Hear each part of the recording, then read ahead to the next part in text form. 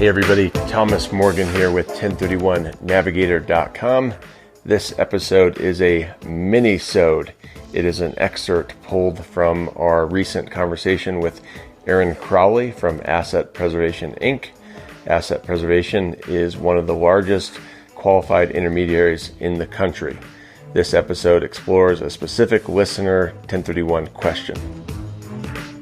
And remember, if you're looking to move from a management-intensive property or a low or no income property into a secure long-term net lease property that provides peace of mind, then go to 1031navigator.com/free, and I'd be happy to provide a free 1031 replacement property consultation.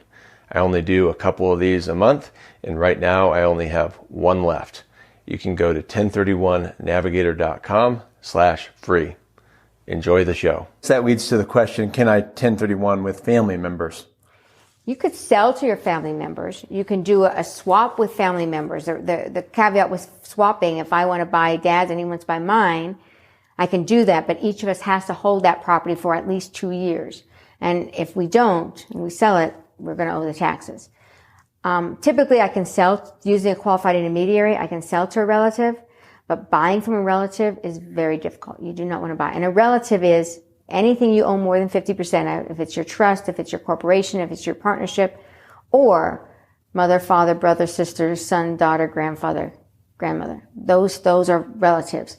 Aunts, uncles, cousins, in-laws, those are not. And when you say you don't necessarily want to buy from a family member because it's hard to establish fair market value. Is that what the IRS challenges, even if you had an appraisal? Basis swapping is what they're challenging. You're going to do a swap with your family to get the lower basis or the higher basis one, and then sell that one and avoid taxes. Okay. So it's tax avoidance. They're trying so to avoid.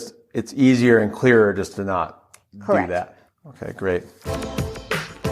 That does it for today's listener question. Hopefully you got some real value out of that.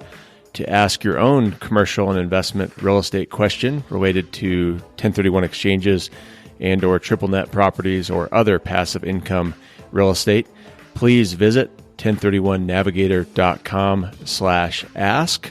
Again, that's 1031navigator.com/ask. You can also leave a question by leaving a direct voicemail at the podcast hotline 970-300-1994. Again, ask your question by leaving a voicemail at 970-300-1994. Thanks for listening to the 1031 Exchange Passive Income and Investment Series. Hopefully it's helping you create, build, and protect your wealth. Talk to you soon. And remember, this show is provided for your informational and educational purposes only. Be sure to check with your accountant, lawyer, and or other tax professionals and advisors before relying on this information. Although the information contained herein is believed to be accurate and reliable, we do not guarantee its accuracy or completeness, and it is provided without warranty. Common sense is the best practice.